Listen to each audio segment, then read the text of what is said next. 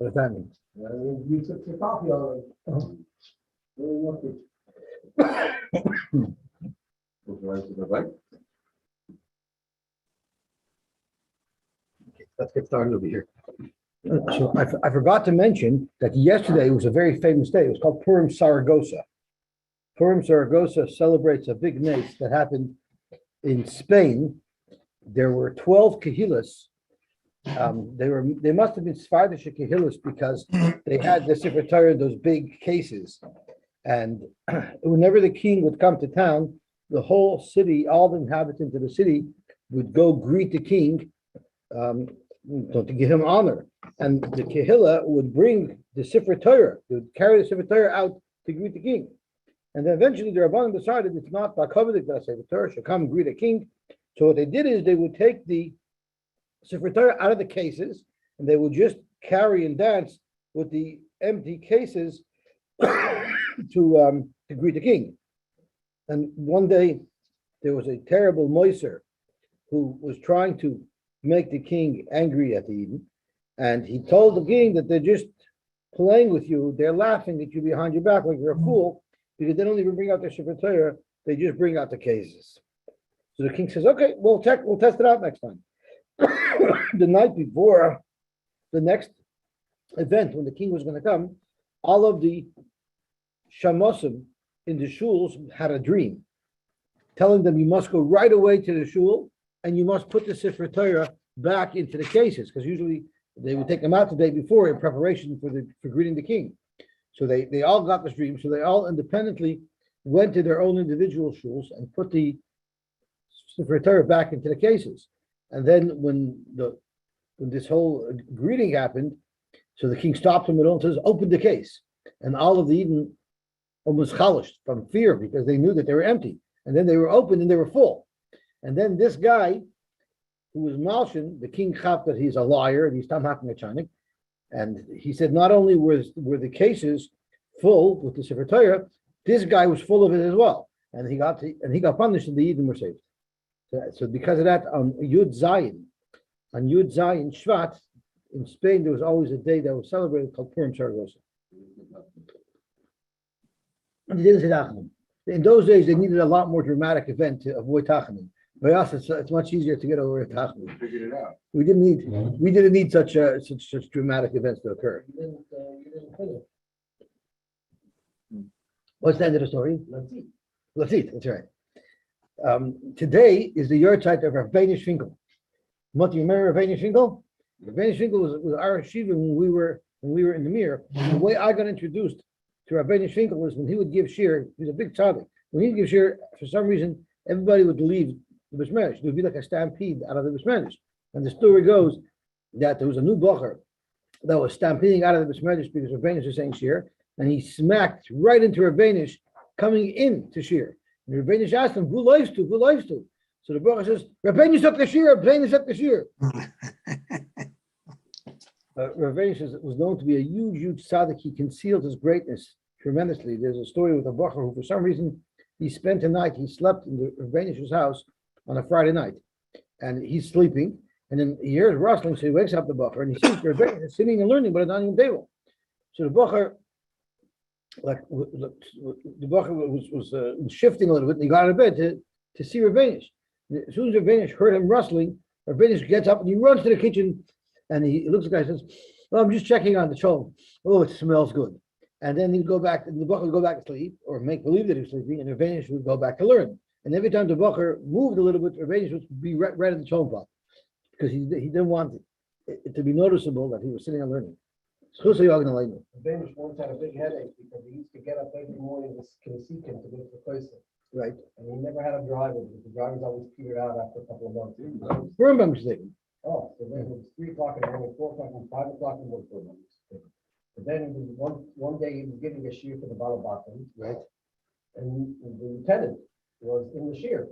And he was telling the Balabatim that it's impossible for a person to get up at 4 o'clock in the morning consistently. It's just too hard. There's no way that anybody can do it. It's just way too hard. So the lieutenant got up and said, "I was in the army for 2 years. I can do it. There's no question about it." So Rabbeinu said to him, "Really? Then you're going to be my driver."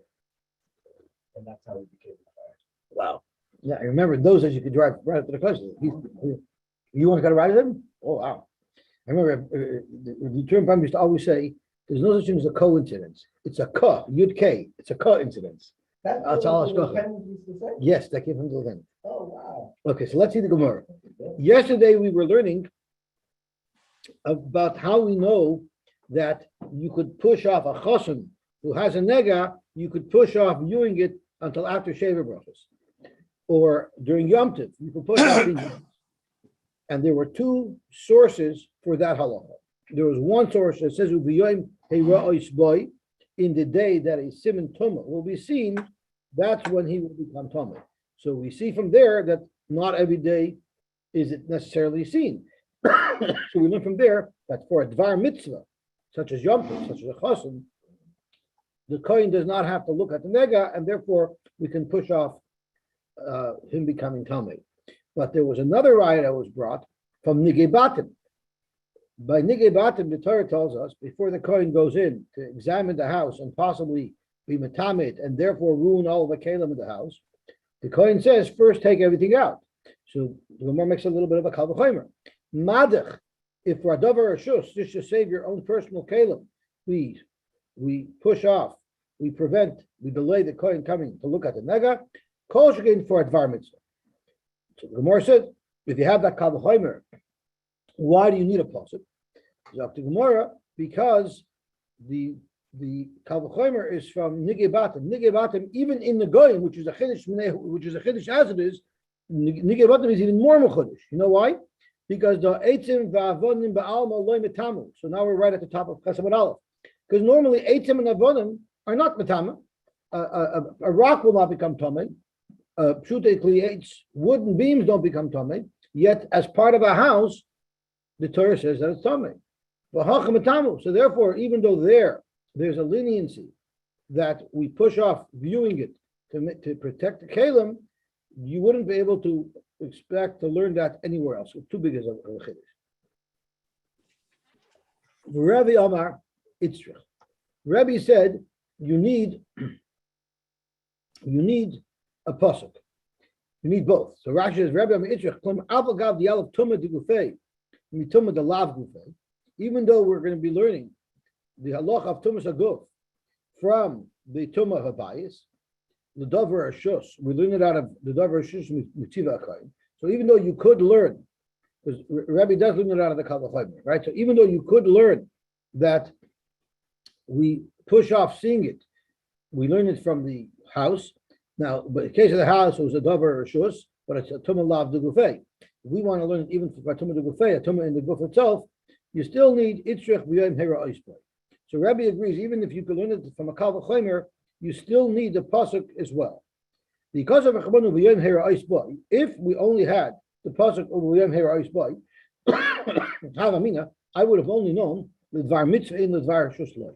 I would have known that you could push off the kohen looking at a nega for dvar mitzvah, like Yom Tov, like a chosen.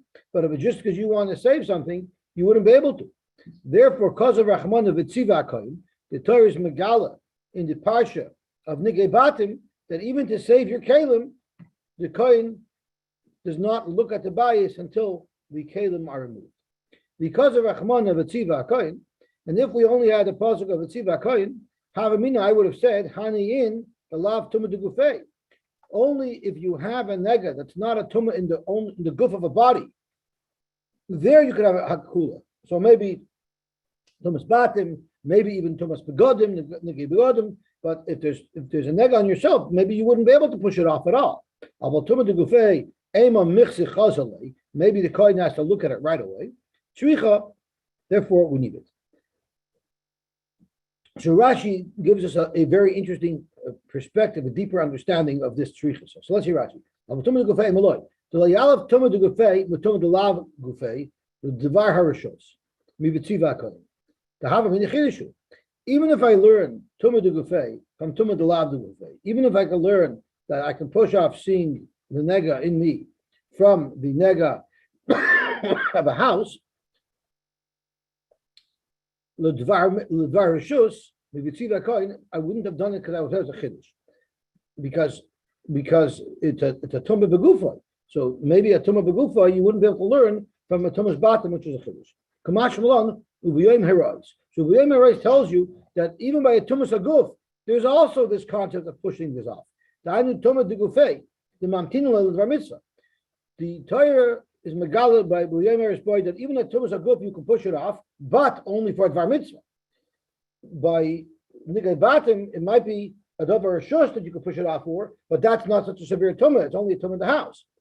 But combining the two limudim together, we get a full limud. So the hoyel va'ashkechan the mamtinu tumah degufei mir ledvar mitzvah.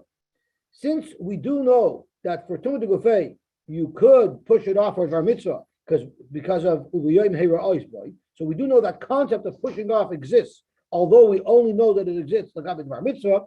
Then that's good enough of a start to now learn from Nigei Batim. Nami koyach lemelach mivetziva koyin the mamtinin letumah degufei ledvar rishus nami. Avagav the chiddush. Normally you would say it's a chiddush and you cannot learn from Nigei Batim to Nigei Guf. But since the Torah was already megala by Nigei Guf, that in fact you could push it off in Dvar Mitzvah. So now all we're trying to learn is that it also applies to the Dvar Rishus that we could still learn from Nigei Batim. Okay, gewaltig. Omar Mar. Now we're going to go drill down to what the Brisa said of the limud. Yesh yom she'ata roya boy, v'yesh yom she'i ata roya boy. There are days that you do examine the nega, and there are days that you don't. My mashma. How do you see this from the pasuk? The pasuk says, "V'yom heira ois boy." I think Mikyas basar chada says. Let's see what. Maybe I'm reading it wrong. Let me see what the pasuk says. It says over here. V'yom heira ois boy basar chayitna. That's all. V'yom heira ois boy basar chayitna. So how do you see from that pasuk anything extra that you could sometimes say, sometimes not say, sometimes look, sometimes not look? How do you see this from there? Amar Abaye, Zokt Abaye as follows. In Cain, for the purposes of just teaching us that the day you see a Mikyas Basar Chai, that makes the negatame, it didn't have to say so. It didn't have to say so much. It could have said Bayoim. It could have said Bayoim Harris boy. My Uva Yoim. What's the extra vav? Shmamina Yesh Yoim Shata Roya boy. Yesh Yoim Shei Ata Roya boy. So at this point, it's from the extra vav in the pasuk of Uva Yoim. Rav Amar, Rav says, Kula Kra, you say, Rabbi. I don't even need the whole word, B'yoim. The whole word, B'yoim, is extra. The Imkain, Lichter Brachmana, Uveherais. The pasuk could have said, Uveherais by Vasach Hayitma. Why did it say, Uveyoim Herais by? My Uveyoim. So the whole word of B'yoim is extra. Shemami no Yeshoim, Shataraya by, V'yeshoim, Shi'ataraya by. V'abaye, Abaye who says you do need the word B'yoim. Why do you need the word B'yoim? Rav has a very good point. It had to say the word bayom. You know why? To tell you that you could only look at a nega by day. You could not look at a nega by night. The Rava who says that the whole word bayom is extra. If you didn't have that whole word, how would you know that you could only look at a nega by day and not by night? Morning. Nafkalei, he learned it from a different pasuk. Milacho mara einei akoyin. Rashi says mara einei akoyin is mashma b'yoim sheyachal liros. Abaye, why do you need the bayoim to tell you that you can only look at the goyim by day? Learn it out of nechol mari einei akoyim. Lemutei suma ba'achas me'enov. If someone is blind in one eye, it's not kol mari einei akoyim. It's only the part of mari einei akoyim. So that's what you need lechol mari einei akoyim, but you still need the bayoim to tell you that a koyim sees a nega by day. Zok Gemara. Dr. Gemara for Rava, how will Rava know this halacha that assume ba'achas ma'enov can't look at a nega? Ram namim boile lahachi. Dr. Gemara einach nami he does. So now be'ela bayoim ve'loy belayla minolay. So how will he know bayoim ve'loy belayla? Because now it's no longer extra. So Dr. Gemara nafkalei michenega nirali babayis. So it says nearly the that's how we know it has to be bayod. Why? Because we learn nearly li v'loy. I was able to see it myself. I didn't need supplementary light. Rashi's li v'loy. She'ein tzarich la'arhan there. I don't need supplementary light. When do I not require supplementary light? Behind the bayodim. Uvehi shaitanami uba koyin. That's when it says the koyin comes. Almodein royin el bayodim. The Uba coin is only when I could see it, independent of any other supplementary light. V'abaye, how come Abaye cannot learn it from there?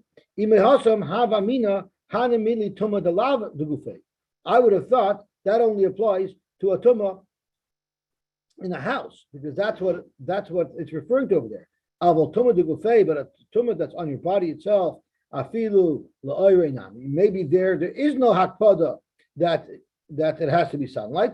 Kamash malon that bayoim, that even for looking at a nega on a person's skin and a person's body, it also has to be day, and it cannot rely on supplementary light.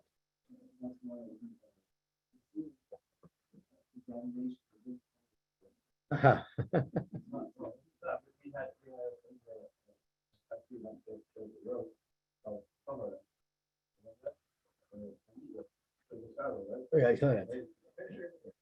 So I'm happy you're bringing that up. Why am I happy you're bringing it up? Because we have here a machlokes. If you need a special pasuk to tell you that for nigei batim you can't look at it at night, and for nigei other you can't look at it at night. Rava holds it's one and the same, and because of your svar exactly. If I can't see it properly here, I can't see it properly there. Why do I need a separate pasuk for nigei batim and for nigei other? That is actually for Rava. But Abai says no, you need a special pasuk for each one. Okay, now we're getting into a whole new sugya. This is getting into Avelis. The Oid Amar Rav Meir. Rav Meir said in a different thing. Besides what Rav Meir said in the past, that you're allowed to do a lot of different things on Chalamoid, even though it's Laharvacha, is that the last thing that we learned from Rav Meir? And I think we had a different halacha from Rav Meir recently. Let's see what the last halacha that we learned from Rav Meir that says the Oid Amar Rav Meir. Let me see if I can find the last Mishnah.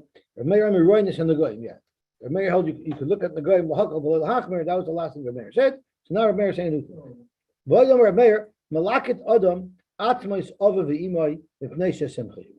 A person is allowed to be Malakit, the bones of his parents, because it's a simcha. So what does this mean, Malakit Adam? So Rashi tells us, Umaylichan L'makam Acher L'koivim B'kvar Savaisa. So this seems to indicate that when the person was nifter, for some reason they couldn't bury them in their normal caver, and therefore eventually they want to be mafana them to move them to their caver avos. That's what Rashi seems to say.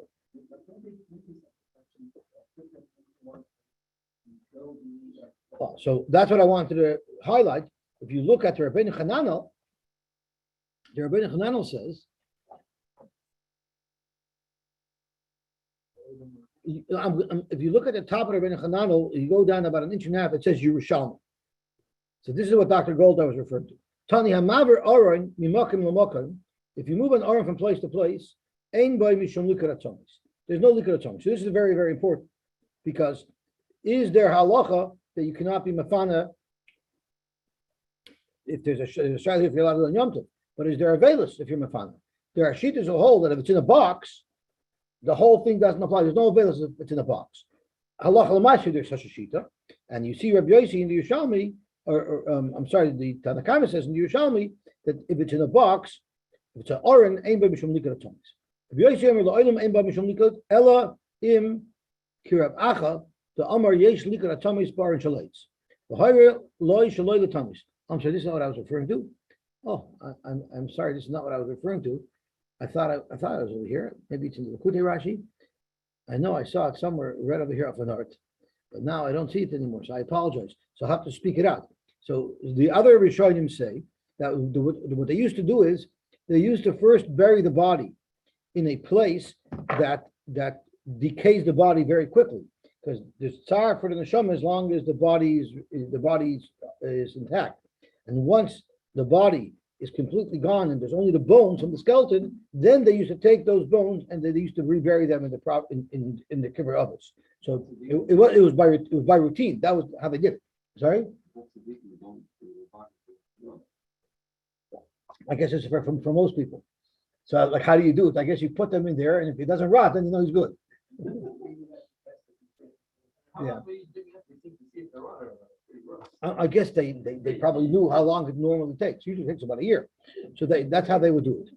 So there are those who say that it was done always by routine. There are those who said that if you're going to move it, you would wait until there's no body left, there's only bones, He was, yeah, it was,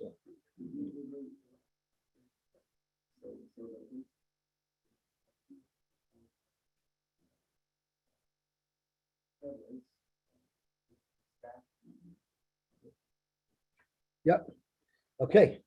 So, remember, because it's a simcha.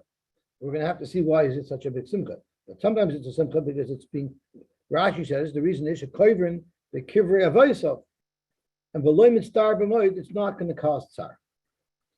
Rabbi Yosy Omer, aval hu loy, able hu loy. It's a carrot. It's a you're in a veilus that day. The halacha is there are those who learn the halacha is that while the bones are open, if they take the bones out of an old grave, the person's an oinen, just like on the day of Kvura. And then after the re-burying, after the re-Kvura, then the person has the fearzach with a veilus for the day. So Rabbi says, it's a veilus. Lo ya'ar adam al meisa. A person shouldn't, the lashon of the Mishnah is ya'arer, while the lashon of Rashi is ya'arer. Lo ya'ar al meisa. So Rashi is a meis like meis, chodesh, chadashim kodim. What if someone lost a loved one more than a month before Yom Tov? You shouldn't continue dredging up those sad thoughts for the next 30 days as you approach Yom Tov. Lo ya'ar. Mefarish the Gemara explains, Kad hadar saptana, but Marava, they used to pay people to go around and eulogize and bring up the memory of the person who died to make everybody cry. So our Mishnah is saying, don't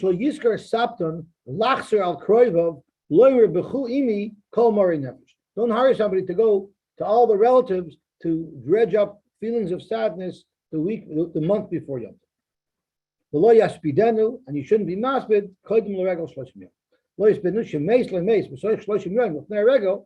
If someone died within 30 days of the regal, you're not allowed to hire someone to be maspid. The 30 days are going both on your Adam al Meisai and Lo Yaspidenu. The time of the 30 days, we're going to explain the Gemara. I find it interesting that Rashi tells us that the simcha is because you're being buried together with Kivrei Avoisa. Not you, your relative. Your father. Yeah. Your relative, your parents, right? And just in case it doesn't make an impression on you, he says it twice. He says it first in the first Rashi, the Kivrei Avoisa, and then in the second Rashi, he says again the Kivrei Avoisa. So that's a big symptom, whether you like it or not. It's a symptom. Meaning whether the guy has it or not, he has to have it. Yeah. But he has a physical available. So the other shaila is if somebody has a car that's nifter within 30 days, pashtus, then avadi you're allowed to have a husband. This is a question is the Aral Mesa, you're speaking if it happened before 30 days. You shouldn't be ma'ar. Layas b'dam is mashma, Rashi beferish, even if it was meis b'soich shloshim, you shouldn't hire somebody, you shouldn't hire somebody to be a sapton. So the question is, first of all, if I'm not mistaken, Shmuel Hanavi was nifter within a month of Shavuos. He was nifter in at the end of Iyar, and all of Klal Yisrael went out to be maspenim. So there's a lot of different opinions in the Rishonim about how this works. There are those who learn that this problem is only for family. If you're going to the levai of a public figure, then it doesn't apply because that's not going to knock you out so much. A. B could be if it's a gadol hador, it's not a problem. And then there are those who are machalik between if the mace was in 30 days where avadi you could be masbid, or if the mace was mace before the 30-day period, that you shouldn't keep on bringing it up. You should let people get over it. So those are the different opinions on this halacha of being masbid 30 days before. And then there are those who say it doesn't apply to Shavuos because it's connected to the fact that Shloshim Yom Kodem HaChag, you have to get into the groove of the Chag, and that's because you're doing the halachas. But since Shavuos doesn't have as many halachas as Sukkot and Pesach, so it could be you could relax the 30 days, and so there's a lot of Torah on the different opinions on when you could relax it and when you can't. In other words, you have to consult with your own. Ramini, Fracting Markash. Namalakit atzomais avav imoy. Harezim is abel aleim kolayim. He has to fizeh with a velas all day. So right away Rashi says this is going to be a kasha on Reb Meir, who says it's a simcha. Ula erev, and in the evening, ein misabel aleim. So it's only for that day. And Reb Chisda said, and there's two pshatim in the next words, afilu tzrurin loy bisadino. And Rashi says what that means is she'enim alakton ve'in aroyashon. Even if you don't see them, even if they're contained in some type of container, so you're not carrying the bones, they're uncovered. Still, harezim is abel kozman shlo. You're still baveis. Omer Abaye. So Abaye answers, it's not shver on Reb Meir, because Reb Meir said it's a simcha, and here we say clearly it's avelis. So it doesn't mean malakit adam at some simcha. It's not a happy, it's avelis. But it means since we're in Yom Tov, where someone is so happy, he'll be able to absorb the stress of the reinterment without ruining the simcha, because the simcha of Yom Tov is so strong. So Rashi claims harbe who oisik b'simcha sheregel the enim mitzdarbe malakit at tamis avima. It won't impact his mood. So this is how Rashi learns that the true and law is even though you don't see the bones, nevertheless you still have to be misabel the whole day. Tosfos actually takes a different approach. Tosfos says, if I could find it, or maybe it's on the base. I saw Tosfos somewhere. Okay, Tosfos says I feel the true and law is going on. At night, even if you have them, you don't have to be misabel. Yes, But I does don't this see mean, Rashi over here. I don't see Yes, Rashi over here. What are you saying? does this mean, like, up until now, I thought that it was only if he was there, but this is showing that even if she's not there, Even if who's not there? even if the person is not there during the reinterment, like he doesn't have to be there. It doesn't say why the I'm bride. saying, is it, sorry? The bride is not doesn't say anything if he's there or not. It sounds like he I is know, there. but now this sounds like it doesn't, if he doesn't see the bones, I mean, even if he's not there. Oh, because what's the difference if he's there and he doesn't see them, or if he's not there at Right. all? I Right. hear. So yeah, it is touched at the bottom. Yeah. So let's see touch. Erev Einim Misabel Vamar Pchista. Zogt touch with the lawyer Pchista Hiksheit. The Gemara didn't even need to bring Reb Chisda in, who said I feel true. That's not relevant. The Gemara's kasha is just from the fact that it says avelis. The kach v'gilus hashas agar grora lavi pirish abraisa I feel true lo b'sedina einim misabel erev. So right off the bat, you see that Tosfos learns not like Rashi, and Tosfos learns I feel true b'sedina. Even though he still has them with him, he is still not misabel. Rashi learns even if you don't see them during the day, you are misabel. Well, Tosfos has a pshat that at night, even if you still have the bones with you, you're not misabel. So those are the two different opinions as to what Reb Chisda was saying. Zok Gemara Vayter. Loya ar al meisa. My loya ar al meisa. What does that mean? Zok Gemara. Amarav kathador saptana b'merava. There used to be a saptan. That's what he did for a living. He would be masbid, and he was draining around in Marava. What did he say? Ami would say, Yapkun imi kol merir liba. Cry with me, all of the people who are sad over this mace. Rashi says, Hachi also lemember b'moed yinah. Say that on Chalamoid. That's what it means. Hani lo yar al mesa. You shouldn't have someone going around trying to bring sadness up, bring avelus up about the mace. Kodim regel shloshim yom. Fragt gemar maish no shloshim yom. Vos epis for 30 days. Vos epis 30 days before you shouldn't. Amrav Kahana, this is not what you're going to expect for the reason why you're not allowed to do this 30 days before. Amrav Kahana, Amrav Amarav, Maisabod Nemechad. There was a person who was dying to go to Uman for Rosh Hashanah, and he saved up money for his trip to Uman. He could buy a ticket, and he could find an apartment. What? So he wanted to go, so he saved up money to go to Uman for Rosh Hashanah.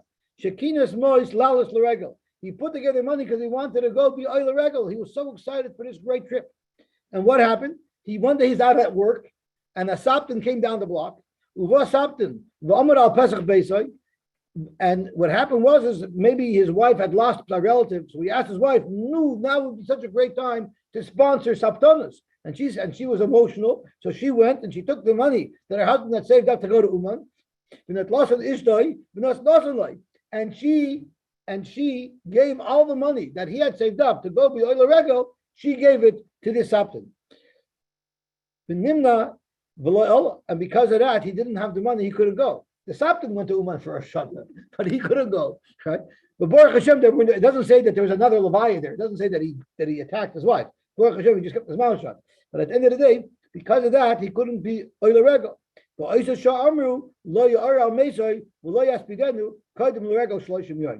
Which means when you're putting away money for being Oile Regel, you're not allowed to do any of these things. We regulate the industry so they shouldn't suck money away from you when you're putting away money to Oile Regel. So nowadays, you shouldn't allow any time because you have either putting away money for tuition, or you're putting away money for Yom Tov, or you're putting away money to marry after kids. So Mamela, they shouldn't allow Saptanim. That's why I don't know that they have Saptanim knocking on doors. There was a famous story, it's not again in this week's Parsha, that Yisrael told Moshe put together a group of people who are Anshe Emes Sonei Botza. So when they were trying to build the first Bezdin in America, someone told the one Rav told the other, how are we going to find in America Sonei Botza? So the Rav answered back, in America for money you can find anything. And in America you have that China everywhere else you can find. Shmuel Omar. Shmuel says the reason is Lefi She'ein Hameis Mishtakach Menalev Shloshim Yom. Once someone is thinking about a mace, it ends up impacting him for 30 days. Like Rashi says, in Maspidei Pachos Mishloshim Yom Afnei Regel, if you end up being maspid within 30 days of regel, also mispid beregel, it's going to be fresh in someone's mind. So we'd rather the memories dull coming into Yom Tov. My binai, what is the difference between the pshat that we had from Shmuel and the pshat that we had from Rav? If he works for free. If he works for free, according to Rav, it's allowed. According to Shmuel, it's not allowed. And we paskin Rashi, Tosha says we paskin like Rav by Isser V'Heter, or whenever there's a machloikis between Rav and Shmuel, if it's in Dinei Mominis, we paskin like Shmuel, if it's in Dinei Isser V'Heter, we paskin like Rav. So therefore, according to Rav, if you did it b'chinam, if the Satman didn't charge, and you don't have to worry that it's jeopardizing your savings, then you're allowed to do it.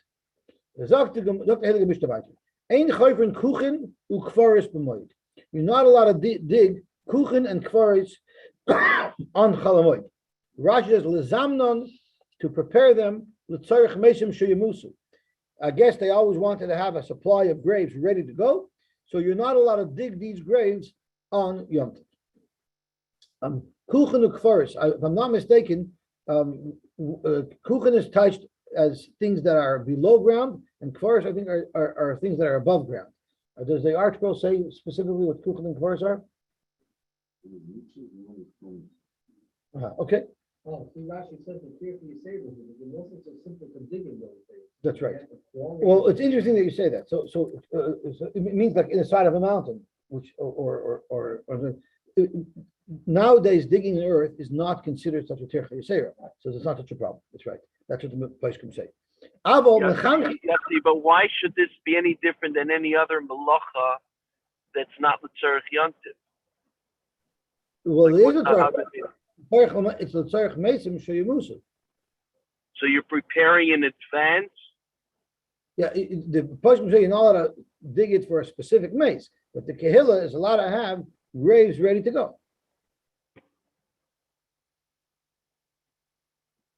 So you're allowed to be machanach them, which means you're allowed to adjust them if necessary. Changing the subject, you're allowed to make a little pit of water that you use to wash in. The Gemara is going to want to know, you're not allowed to do laundry on Chalavoid, why would you make nevreches to service that? And v'aron im mace b'chatz. You're allowed to build an aron only if there's a mace there. And Rashi says more. You're allowed to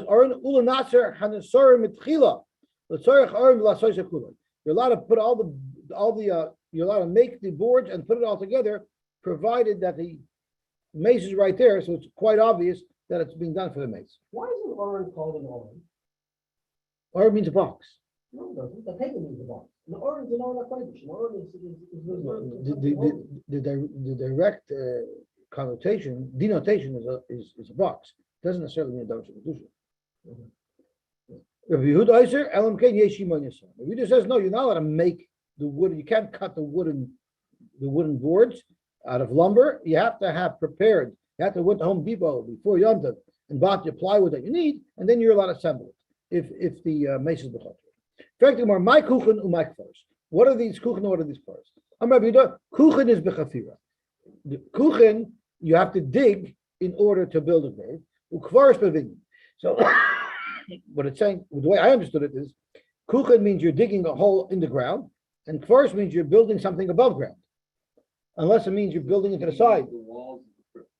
So it's digging Are niches. It translates so as niches. horizontally. But it's horizontally. Okay. Tani namihachi. Elo and kuchen velo and kvaris. Kuchen is the chafira. You're digging down. Kvaris is bebinyan, is to drill horizontally into the side of a mountain. Aval machanchen zakuchen. Ketzid machanchen. Exactly what does it mean? You could fix them up. I remember that I once shared a hotel room with Ephraim alone. And we stayed in the Prima Palace, which was the reincarnation of the Merkaz Hotel. And when we checked in, I told them I need one very wide short bed and one very long narrow bed. So they gave us both. They gave us two narrow short beds. So I fit on it barely, but Ephraim's feet stuck out past the end of the bed. The Bryce we learned, it's adjusting the size to accommodate the shape of the mace. It just goes to show a mace is also in shape, and that's why they have to adjust the kuchen. What is this nevrechus? It's a little hole of water. It's a brechak katan. It's a small little pit of water. How could you say that the meaning of nevreches is bekia if the Brisa lists them off as two separate items? They're both a little hole in the ground that holds water. There's a larger one and a smaller one, and the bekia is the smaller one. So they are both referred to as nevreches, but when you're speaking specifically about a small one, you would call it a gia. So Rashi's brecha gedola shoysim b'chotzer sheyichnusu b'kol hashoyfchim, so it'll catch the water. Bekia bar gia to brecha tana shoysim samach gedola. So usually, if you don't want to use a deep reservoir, you want to use a shorter reservoir. So they'll put it right near the bigger reservoir. It's very similar to our Kela mikveh, where the mikveh is much deeper, but they have like a little bit of a floor halfway down, so that if you drop something, it doesn't go down to the bottom of the mikveh. It just goes low enough that you can reach it. So that's where they use this type of thing, so that they wouldn't have to work in such a deep thing. We had a brace about this. You're allowed to do whatever you need to prepare the mace for burial. You can cut his hair, and you can wash his beged. You could put together boards that have already been prepared for Erev Yom Tov. You're also allowed to get wooden boards and put them together. I guess that's what they did then. I don't know how it works now. But you could tell us. Well, most of the masons, they don't. What if it's a very overgrown hair? I'm not sure. I don't know how it works. But you know, they don't shave. They don't shave the mace. Okay. I'm not sure how that works. Okay. So Toshis asked the kasha. Why in the world would you make a breaker which is used to wash in if you're not allowed to wash clothing on Chol Hamoed? There's sometimes you are allowed to wash. But so we're going to learn, in fact, that there are times you're allowed to wash. And to prepare a mace and to prepare the tachrichim, for that you're allowed to wash, and that might be why it's relevant over here in this mission. You're not allowed to marry women in Moed. Loy besulois boil molas. Say if they're a besula, say if they're mono. Veloy miyabin, and you're not allowed to do even mipnei shesimcha hiloi, because it's a simcha. And Rashi obviously realized that's very fair. How could it be a simcha? So Rashi says mafarish b'gemara. The Gemara is going to explain already. Okay, zok the Gemara weiter. Veisha simcha hiloi. Avol machzer hu es krushasai. He's allowed to take back Grusha. Why? The Eina Simcha Kolkach. It's not so exciting. Like we all know the story where a guy divorces his wife, and right afterwards he wants her back, and she says, "I thought you don't want me." He said, "No, but for civic shame, you're not bad, right?" A woman is allowed to prepare tachshit in the moed, and again, Rashi says the Gemara should explain exactly what. She shouldn't put on the full mask. They smear sid on their face. I guess that makes her skin good. Because while she's on the mask, it's not nice. After Rashi says, while she's doing this treatment, it is not nice for her. She's sasud besidim, it's the eris. It causes her pain. It's not geshmak during the treatment. It's the result of the treatment that she likes. So therefore, she shouldn't do it on Yom Tov. Hahedyet toifer kedarkai. A yeshiva bacher is allowed to sew, no problem, because he doesn't sew in the professional fashion. But for umen machlif, but an umen has to make sure to do stitches. I think machlif comes from a hound's tooth. In other words, the stitches shouldn't be straight; they should be jagged. They should be purposely not professional. Umisargan is amitois. Rashi's Gemara will explain exactly how they put these beds together. So we're going to learn about the construction of beds and what you're allowed to do and what not. So what's so bad if it's a simcha? Rashi says, are you not allowed to have simcha on Yom Tov? Why can't he marry a woman and there'll be a simcha? Big deal. I'm sorry? That's right. Amar Rabbi Amar Shmuel, v'chein Amar Rabbi Elazar Amar Boishia, v'amar Amar Rabbi Elazar Amar Chadina, you're not supposed to be mixing one simcha with another simcha. Rashi says, the simcha has to be very exclusive. It has to be an exclusive simcha with the moed, and you shouldn't be mixing in other simchas. Rabbi Barakuna Amar, it's more so. You're going to end up not focusing on the simchas haregel, focusing more on simchas ishtoi, so it's actually going to take away. So even if it won't take away. Rabbi Buna says it'll take away. So you're not allowed to engage in one simcha. When you're busy with simchas Yom Tov, it'll take away. Are you allowed to get married to shop? I don't think, no, it's a king. But yeah, and they used to have the Suda Friday night. Is Shabbos simcha or Shabbos menucha? Amar le'abai le'Rabbi Yosef, ha the Rabbi Barafuna, the Ravu. This halacha, the Rabbi Barafuna said, the Gemara is going to discuss it. No, that's mamish the subject of our Gemara. We're going to be discussing that. So Zok the Gemara, Abaye says, Abaye told Rabbi Yosef, this halacha the Rabbi Barafuna said, because it's going to impact the simchas haregel, because you're going to be focused on the simchas of the ishtoi. It's the Ravu, the Amar Rav, the Nil Bakatin Amar Rav. How do you know that you're not allowed to marry women on Chol Moed and Yom Tov? Shneimar, v'samachta b'chagecha. You should have simcha exclusively with the chag b'chagecha v'loy b'ishtech. The focus of the simcha has to be on the chag, not on your life. The Gemara is going to discuss that. The Gemara says, Ula Amar mipnei ha'torach. Rashi says, litrach l'tzorech nesuin. V'tircha b'moed osur. You're not allowed to make chasna on Chol Moed because you're going to be the day before the chasna, you know what the tircha is and the arrangements, and we don't want the preparation to take away from Yom Tov. It's a tircha Yom Tov. Yeah, that's right. Rabbi Yitzchak Nafcha Amar b'pnei bittul peri v'revia. Rashi says everybody wants to make their wedding on Yom Tov. You know why? It's much cheaper because anyway you have to have sudas. So Rashi, the sharing assume Yom Tov. Nobody would ever make weddings any other time of the year. You would wait for Yom Tov to make the chasna. You know why? You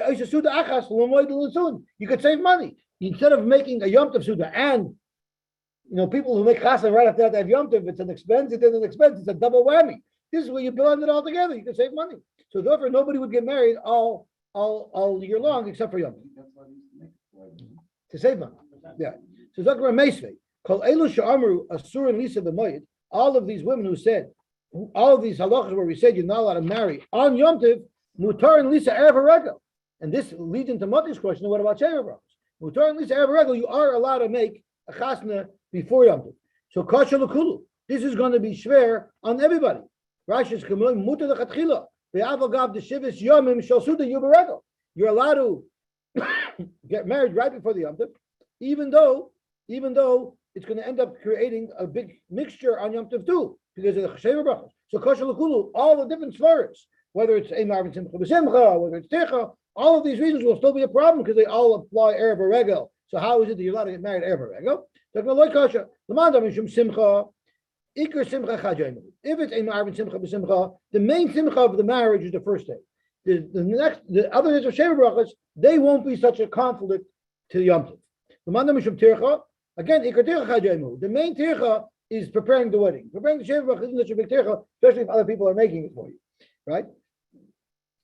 Especially if you have to make it anyway. Yeah. L'man damim mishum bittul period v'ravia, l'chad yoyma loy mashi inis nafshi. What was the reason for the third movie? Yeah, what is that? Because since everybody wants to make the chasna on Yom Tov, they won't make chasnas any other day of the year. Right. So the problem is, if you allow Erev Yom Tov biter, they won't make it any other day of the year. They'll wait for Erev Yom Tov. Because at least they say the Sheva brachos.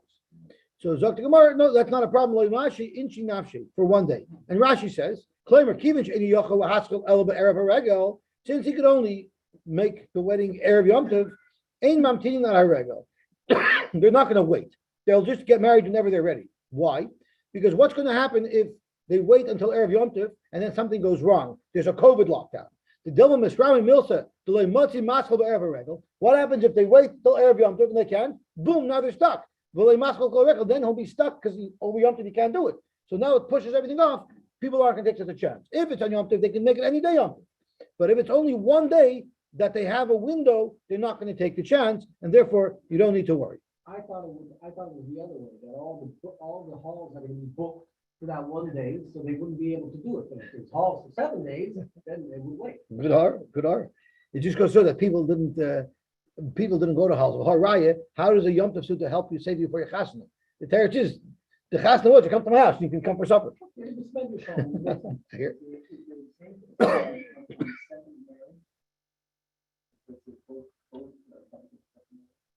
The Gemara seems to say that even if it's a second marriage, it's still the same simcha. The only time it's not the same simcha is if it's the same wife that you're taking back. Okay, let's stop here because the next sugya is how do you know that ein ma'arvin simcha b'simcha? So we'll stop here. We'll be on tomorrow.